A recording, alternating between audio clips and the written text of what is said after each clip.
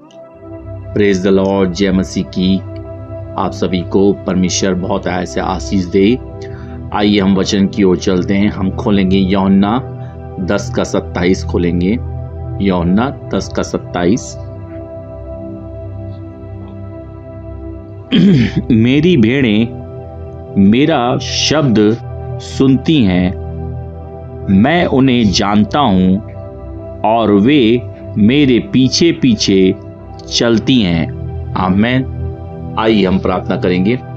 धन्यवाद यीशु, धन्यवाद यीशु, धन्यवाद यीशु, धन्यवाद। पिता परमेश्वर आपसे विनती प्रार्थना करते हैं कि पवित्र आत्मा पिता परमेश्वर आपसे विनती करते हैं कि आप अपने बच्चों के द्वारा हमसे बातचीत करें, ताकि सारा आदर महिमा आपको मिलने पर पिता परमेश्वर हमारे जीवन का मार्गदर्शन करें।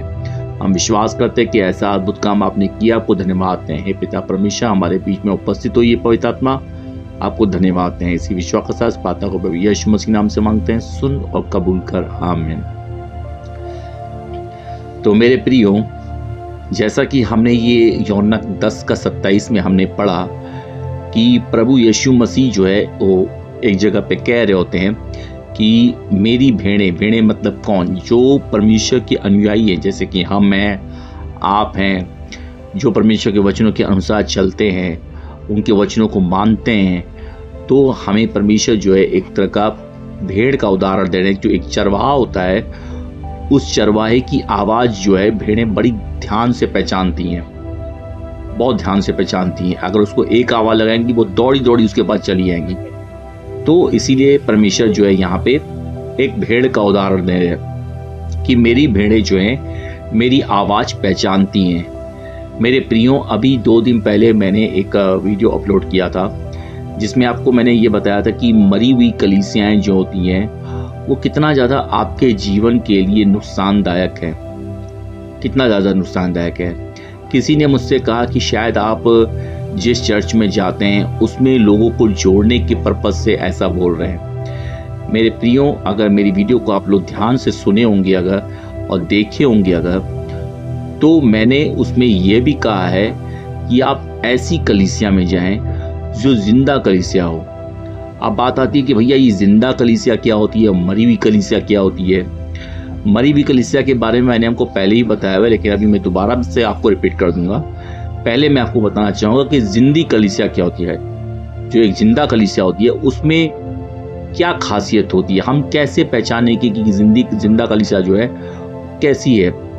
सबसे महत्वपूर्ण बात जो है, एक चीज़ याद रखिएगा, जो जिंदा कलीसिया होती है ना, और जिंदा कलीसिया का जो पासवान भी जो आत्मा से भरा हुआ होता है, जिंदा होता है, तो वो कभी भी आपसे फिजूल की बातें नहीं करेगा। जैसे कि आप मान लो पहली बार भी, अगर मान लो कोई विश्वासी कोई पहली बार चर्च में अगर जा रहा है, ज़्यादा से ज़्यादा पास्टर जी पहले ये पूछते हैं कौन आया है चर्च में, नया बंदा कौन आया है, यानी कि कौन ब्रदर या कोई कौन सी सिस्टर नई आई है, तो वो अपना इंट्रोडक्शन देते हैं। और जो भी अगर नया आया होता है तो वो अपनी कोई भी प्रॉब्लम होती है तो उस प्रॉब्लम को पास्टर को बताने के बाद जो है पासवान जो होते हैं, पास्टर जो होते हैं, वो उनके लिए प्रेयर करते हैं। That's it. इसके बाद अगर आप मान लो रेगुलर उस चर्च में अगर जा रहे हैं अगर, तो एक चीज़ चर्च की आप लोग को पता होगी, जो लोग जिंदा कलीसिया में जाते होंगे वो मेरी बात से 100% एग्री करेंगे कि जिंदा कलीसिया की खासियत यह भी होती है कि पहली बात तो जब आप रेगुलर चर्च में अगर जा रहे हैं तो पास्टर आपको पहचानते हैं, आप उनको जब भी मिलेंगे वो आपसे प्रेज द लॉर्ड, जय मसीह की वगैरह करेंगे, आपकी कोई समस्या है तो उसके लिए प्रार्थना करेंगे।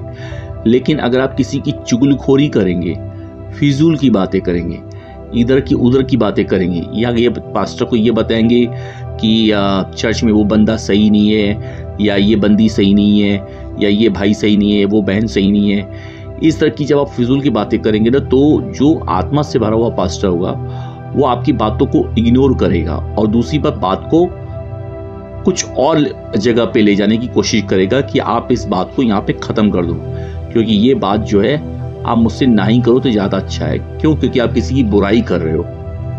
आपके नज़र में वो बुरा है, वो इसलिए बुरा है क्योंकि कहीं ना कहीं वो परमेश्वर में बढ़ रहा है, इसीलिए आपकी नज़र में वो बुरा है, वो आपकी नज़र में बुरा है, इसलिए आप उसकी बुराई कर रहे हो। दूसरी चीज़ कि आप चर्च में आते हो तो परमेश्वर से अपने लिए ब्लेसिंग पाने के लिए आते हो। अपने लिए प्रार्थना कराने आते हो, लोगों को ताड़ने के लिए नहीं आते हो, तो जो एक जिंदा पास्टर जो होगा, जो जिंदा पवित्र आत्मा से भरा हुआ होगा, वो आपकी किसी भी बात पर ध्यान ही नहीं देगा। फिजूल की बातों को, मतलब जो फिजूल की बातें होती हैं, जिन बातों का कोई तर्क ही नहीं है, आपको लगता होगा नहीं ये बात बहुत इंपॉर्टेंट है, उसके लिए चुगलखोरी करना बहुत ज़रूरी है, अरे वो ऐसा बोल रहा था, वैसा बोल रहा था। पहली बात तो जो आत्मा से भरा हुआ पास्टर होता है ना, उसको आपको बताने की कोई ज़रूरत नहीं है। खुदा उसको डायरेक्ट बता देगा कि ये बहन या ये भाई या ये तुम्हारे चर्च का सदस्य जो है तुम्हारे प्रति जो है गड्ढा खोदने की कोशिश कर रहा है, इससे सावधान हो जाओ। तो हमें आपको बताने की ज़रूरत नहीं है, क्योंकि उनका जो डायरेक्ट कनेक्शन जो होता है वो खुदावंद से होता है। इसीलिए जो पवित्र आत्मा से भरे हुए पास्टर होते हैं, जो जिंदा होते हैं और जो जिंदा कलीसिया के होते हैं पास्टर, वो आपसे फिजूल की बातें करना पसंद ही नहीं करेंगे। और दूसरी बात, आप जब जिंदा कलीसिया में अगर जाएंगे तो वहाँ का जो माहौल है, ज़रूरी नहीं है कि वहाँ पे लोग हजारों की तादाद में आ रहे हैं या सैकड़ों की तादाद में आ रहे हैं। 10 लोग भी अगर उस चर्च में हैं आत्मा से भरे हुए, जिसमें पास्टर भी खुद शामिल है, अगर 10 लोग भी वहाँ पे आत्मा से भरे हुए हैं और जो फिजूल की बातें भी नहीं होती हैं वहाँ पे, तो वहाँ की उपस्थिति जो है ना वो अलग ही लेवल की होती है। कोई नया बंदा भी जाएगा ना तो उसको वो चीज़ टच करेगी। क्यों टच करेगी? क्योंकि डायरेक्ट जो होता है होली स्पिरिट की वहाँ पे उपस्थिति होती है। अब आप ये मुझे बताइए कि जीसस की कितनी सारी मूवी बनी है ना, बहुत सारी मूवी। उसमें जिस भी एक्टर ने जीसस का रोल किया है, ठीक है, ज़्यादातर लोग आज भी फोटो लगाते, तो उन्हीं लोगों में से ज़्यादातर लोगों का लगाते हैं एक एग्जाम्पल के तौर पे कि जीसस ऐसे थे वैसे थे, जो भी है। अब सपोज करिए कि आपके सामने पैशन ऑफ द क्राइस्ट का जो उसमें जीसस का किरदार निभाया है एक्टर वो है, और आपके सामने रियल में जीसस आ जाएं। सोचो, तो दोनों में से आप किसकी तरफ का में जाएंगे? किसकी तरफ जाएंगे? जाहिर सी बात है कि हम जो जिंदा परमेश्वर जब हमारे सामने स्वयं आ जाएगा तो वो हमें चुंबक की तरह, जो आत्मा से भरे हुए लोग होंगे, वो चुंबक की तरह हमें खींचेगा। इसीलिए परमेश्वर ने कहा कि मेरी भेड़ें मेरी आवाज़ पहचानती हैं। जो पवित्र आत्मा से भरे हुए लोग होते हैं ना, चाहे वो पास्टर हो या चर्च में आने वाले लोग हो, जो पवित्र आत्मा से भरे हुए लोग होते हैं, वो जिंदा कलीसिया को बखूबी पहचानते हैं। और जिनको परमेश्वर ने अगर चुना हुआ है तो जाहिर सी बात है उनके ऊपर तो पवित्र आत्मा का अभिषेक तो होता ही है, क्योंकि हमें पवित्र आत्मा जो होती है हमें यही तो सिखाती है कि क्या गलत है, क्या सही है, कौन से रास्ते में जाना है, कौन से रास्ते में नहीं जाना है, किससे हमें कैसे बात करनी है। हमें दिन भर जो होता है होली स्पिरिट जो होते हैं वो हमें टीच करती है, हमें सिखाती है, हमें हर एक अच्छी बात सिखाती है। आप मुझे बताइए, एक एग्जाम्पल मैं आपको देना चाहूँगा।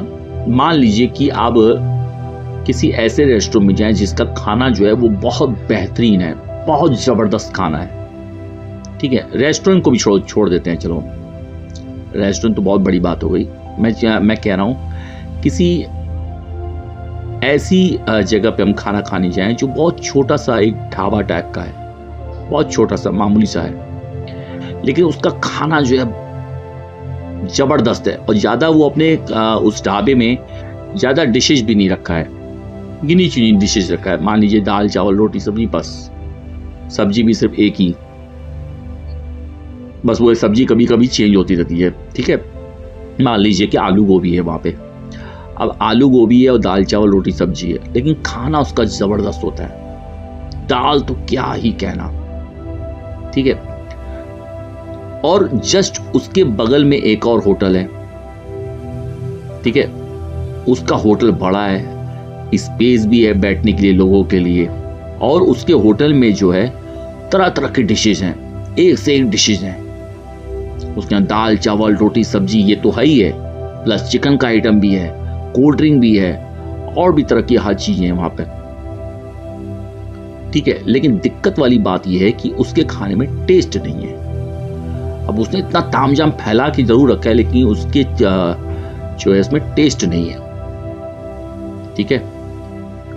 तो आप मुझे खुद बताओ कि लोग जो है किसके यहाँ खाना खाना ज़्यादा पसंद करेंगे, किसके यहाँ ज़्यादा खाना पसंद करेंगे। आप लोगों में से कितने ही लोगों ने जो स्ट्रीट फूड होते हैं, आपने खुद देखा होगा कि बहुत से जो स्ट्रीट फूड होते हैं उनके यहाँ लंबी लंबी लाइनें लगी होती हैं लोगों की। सोचने वाली बात है ना, मतलब मैं ये नहीं कह रहा हूँ कि रेस्टोरेंट में नहीं होती है या फिर क्या बोलते हैं बड़े बड़े होटल में नहीं होती है, बेशक होती है, लेकिन जो छोटे लेवल के लोगों में आपको स्वाद में लोगों की लाइन देखने को मिलेगी वो बड़े होटलों में नहीं मिलेगी। यहाँ मैंने जो अच्छे खाने का जो क्वालिटी का जो मैंने उदाहरण दिया वो छोटे का इसलिए मैंने उदाहरण दिया क्योंकि छोटे का उदाहरण मैंने इसलिए दिया क्योंकि जैसे कि मैंने पिछली वीडियो में एक बात मैंने किसी भाई के लिए बताया था कि वो बहनों को ये समझा रहा था, किसी बहनों को ये समझा रहा था, उसकी चर्च की बहनें निकल के किसी जिंदा कलीसिया में जब जाना शुरू की तो उसमें से एक भाई उसको समझा रहा होता है कि आप लोग वहाँ पे दूसरे चर्च में इसलिए जाते हो क्योंकि वो बहुत बड़ा चर्च है, वहाँ पे बड़े बड़े अच्छे इंस्ट्रूमेंट्स हैं और बढ़िया वहाँ पे काम है, कीबोर्ड है, सब कुछ है, गायकी अच्छी होती है, स्पेस बहुत ज़्यादा बैठने के लिए। यानी कि वो ये एक्सप्लेन करना चाह रहा था कि चमक धमक को देख के आप उस चर्च में जा रहे हैं। तो मेरे प्रियो, मैं आपको बताना, मैंने इसीलिए कहा मैं छोटे होटल को उदाहरण दिया। इसी तरह से एक जिंदा कलीसिया जो होती है ना, उसमें अगर 5 लोग भी अगर आ रहे हैं और उस 5 लोगों के चर्च में अगर कोई गलती से भी अगर चला जाए ना, कोई पहली बार भी अगर चला जाएगा तो वो उस चर्च को खुद नहीं छोड़ना चाहेगा, क्योंकि उसने असली चीज देख ली ना, असली स्वाद चख लिया उसने, तो वो नकली जगह पे क्यों जाना चाहेगा। बात जो होती है चर्च के बड़े से और छोटे से नहीं होती है। दुनिया में जितने भी बड़े चर्च हैं वो पहले कभी न कभी छोटे ही थे, कोई रातों रात बड़े नहीं बने हैं। चाहे वो ये TGS दिनाकरन को आप ले लीजिए, अंकुर नरोला को ले लीजिए, अंकित साजवान को ले लीजिए, और चाहे आप क्या बोलते हैं इनको सूरज प्रेमानी को ले लीजिए, और भी बहुत से बड़े बड़े जो प्रभु के ऐसे दास हैं जिनके ऊपर पवित्र आत्मा का जबरदस्त अभिषेक है। इन सभी ने कहा मैं पहले छोटे लेवल से स्टार्ट किया था, कोई रातों रात उनके ऊपर भीड़ टूट नहीं पड़ी थी। तो लेकिन ये कि वो परमेश्वर की उपस्थिति में गहराई तक जाते चले गए, और जब गहराई से परमेश्वर के अंदर जाते चले गए तो वो परमेश्वर की होली स्पिरिट की जो सामर्थ होती है वो वहां पे दिखती है, उस चर्च में दिखती है। अगर जैसे आप भी अगर हैं जो भाई बहन हैं, जो जब आप प्रार्थना में ज्यादा रहते हैं अगर, और कुछ भी ऐसा गलत नहीं करते हैं अगर, तो आपके चेहरे पे वो चमक दिखती है लोगों को, वो पता चलता है लोगों को क्या कुछ भी कोई इस बंदे में कुछ अलग ही बात है, वो दिखता है वो चीज, वो एक्सप्लेन करने की जरूरत नहीं है, बताने की जरूरत नहीं है। फिर उस इंसान के अंदर चाहे वो गरीबी क्यों ना हो, वो चाहे पुराने कपड़े भी नहीं पहन के आया हो, लेकिन पवित्र आत्मा की उपस्थिति में हमेशा वो अगर रहता है, अगर पवित्र आत्मा के चलता है अगर, तो आप खुद उससे बात करना पसंद करेंगे, उसके साथ समय बिताना पसंद करेंगे, उससे दूर नहीं जाना पसंद करेंगे। तो ये चीज होती है सच्ची कलीसिया। हालांकि मरी हुई कलीसिया के बारे में मैंने आपको पहले ही बताया था, एक डॉक्टर का उदाहरण दिया था, झोले छाप डॉक्टर का उदाहरण, क्योंकि मरी हुई कलीसिया में क्या होता है कि बाइबल की बातें तो सारी बोली जाती हैं, सारी बातें बाइबल की बोली जाती हैं, लेकिन दुख और अफसोस की बात है कि उसमें बाइबल की बातों को सिर्फ एक किताब के रूप में वहां पे पढ़ दिया जाता है। मैंने खुद अपनी आंखों से देखा है कि मैं भी किसी मरी हुई कलीसिया में जाता था जैसे ही मतलब प्रचार खत्म होने के बाद पास्टर से लोग जो होते थे वो हर किसी की चुगली करते थे, और सिर्फ लोग ही नहीं, पासवान जो होता था वो स्वयं भी कम इस बात में इन्वॉल्व रहता था, वो भी कहता था। मजाक जो होते थे वो अजीब तरीके से मजाक होते थे, वो वैसे मजाक होते थे जैसे एक छिछोरे टाइप के मजाक करते हम। तो अगर पासवान ऐसी मजाक करे और वहां के कलीसिया के लोग ऐसे मजाक करे तो वो कलीसिया कहां रह गई? फिर वो कौन कहेगा कि वो कलीसिया है? बाइबल में एक जगह आप पढ़ेंगे अगर, तो बाइबल में एक जगह मिलती है, जब यीशु मसीह एक बार यरूशलेम में जब जा रहे होते हैं तो वहाँ पे जो प्रार्थना का जो भवन होता है, वहाँ पे लोगों ने भवन के बाहर पूरी की पूरी मार्केट लगा के रखी होती है। यीशु मसीह जब ये चीज देखते हैं तो क्रोधित हो जाते हैं और सबको काम है एक हंटर टाइप की चीज लेकर उनको सबको मार के बाहर निकालते हैं और सबकी चौकियों को पलट देते हैं। क्यों? गलत चीज जो है परमेश्वर से बर्दाश्त नहीं हुई। इसीलिए परमेश्वर ने कहा कि तुम मेरा परमेश्वर का, मेरे पिता का घर जो है वो प्रार्थना का घर कहलाएगा, पर तुम लोगों ने उसे डाकुओं की खो बना दिए। खो का मतलब एक तरह का अड्डा बना दिया है जहां पे इनलीगल चीजें हो रही हैं। प्रार्थना की जगह पे हम सांसारिक बातें करेंगे, कौन बहन क्या पहन के आ रही है, कौन बहन कहां जा रही है, हमें क्या मतलब पड़ा है किसी की जिंदगी से? क्या मतलब पड़ा है? अगर वो बहन परमेश्वर में सच्चाई से बढ़ेगी अगर, तो परमेश्वर उसके हृदय को खुद चेंज करेगा कि बेटा तू पैंट शर्ट नहीं पहन, तू सलवार सूट पहन। हालांकि मैं तो क्या, मैं इस जो पैंट शर्ट पहन के आती है पूरा अगर अपने आप को ढके हुई है तो मेरे हिसाब से तो वो गलत कुछ भी नहीं पहन रही है। लेकिन फिर भी अगर जिनको प्रॉब्लम है तो मैं उनके लिए भी यही कहना चाहूंगा कि आपको परमेश्वर पर भरोसा रखना चाहिए। कोई बहन भाग के शादी कर ली है, तुमको क्या पता है किसकी जिंदगी में क्या बीत रहा है। हम किसी के ऊपर भी छीटा कशी करने में देर नहीं लगाते हैं, किसी के भी ऊपर भी उंगली उठाने में देर नहीं लगाते हैं। वो कहावत है ना कि आप एक उंगली किसी और उठाओगे तो 3 उंगली आपकी ओर उठती है। इसीलिए यीशु मसीह ने जब एक औरत को लोग मारने आए होते हैं तो यीशु मसीह बहुत सिंपल बात बोलते हैं और बहुत सटीक बात बोलते हैं, जो सही बात होती है कि जिसने पूरे जीवन काल में कोई पाप न किया हो वही इस औरत को सबसे पहले मारेगा। और पूरे जीवन काल में किसी ने कोई ना कोई पाप किया ही होता है। तो जो लोग भी अगर किसी बहन का मान लो भाग के शादी कर ली या कपड़े कैसे पहन के आई है, अरे यार पहले खुद के जीवन में झांक के देखो तुम कैसे हो, तुम कैसे हो। कोई चर्च अगर जाना चाह रहा है, कोई जिंदा कलीसिया जाना चाह रहा है, तो उसके घर वालों को ये कह के डराया जा रहा है आप अपनी बेटियों को, अपनी बहुओं को इतना दूर दूर तक भेज रहे हो, कल कोई कांड हो गया तो सोच लेना क्या होगा। फिर हमें मत कहना। अरे यार तुम भी एक विश्वासी हो, तुम ऐसी नेगेटिव बातें कैसे कर सकते हो। चलो मान लेते हैं कि वो दूर जाती है, तो तुम्हारा फर्ज क्या होना चाहिए कि मैं प्रार्थना करूं कि वो बहनें सही सलामत जाएं और सही सलामत से वापस आएं। हालांकि तुम्हारी प्रार्थना की वैसे जरूरत नहीं है, लेकिन फिर भी जो है एक सही जो मसीह में होगा, जो परमेश्वर के वचनों के अनुसार चलता होगा, उसका फर्ज क्या होना चाहिए कि कोई अगर दूर जगह पे जा रहा है तो उसके लिए प्रार्थना करें, इसकी सही सलामत जाए, सही सलामत से वापस आने पाए, कि उसके घर वालों को डराए धमकाए कि इतना दूर अगर भेज रहे हो तो सोचो अंजाम क्या होगा। तो यही चीज मैं आप लोग को समझाना चाह रहा हूं, मरी कलीसिया में और जिंदा कलीसिया में क्या फर्क होता है। अगर कोई नया विश्वासी मेरी वीडियो को देख रहा है, कोई ऐसा इंसान देख रहा है जो अभी मसीह में भी नहीं आया है, तो मैं आपसे कहना चाहूंगा अगर आप कोई भी ऐसे चर्च में जा रहे हैं अगर, तो वहां के लोगों पे विशेष ध्यान दीजिए, पासवान पे ध्यान दीजिए, लोगों पे ध्यान दीजिए। कहीं भी अगर फालतू की बात अगर हो रही है जिस चर्च में, मैं आपको खुला कह रहा हूं आप उस चर्च को छोड़ दीजिए, छोड़ दीजिए। आप घर बैठ के खुद प्रार्थना कर लीजिए, किसी चर्च में मत जाइए। ऑनलाइन में आप ढूंढिए, परमेश्वर का जगह वचन कहता है ढूंढो तो तुम पाओगे, ढूंढो तो तुम पाओगे। मैं भी आज जिस जिंदा कलीसिया में जुड़ा हुआ हूं, मैं लंबे समय से किसी भी, पहले तो किसी मरी कलीसिया में जुड़ा था, लेकिन कुछ ही समय तक जुड़ा था। बाद में परमेश्वर ने मुझे खुद ही उससे दूर किया, क्योंकि गलत जगह पे जब हम होते हैं ना, तो परमेश्वर से हम जब प्रार्थना करते कि कोई गलत तक जगह अगर, तो हमारी जिंदगी से हमारे आप हटाइए पिता परमेश्वर, तो उसको हटाया। और फिर मैंने प्रार्थना की परमेश्वर मुझे एक जिंदा कलीसिया दो जो आत्मा से भरी हुई हो, और दिया।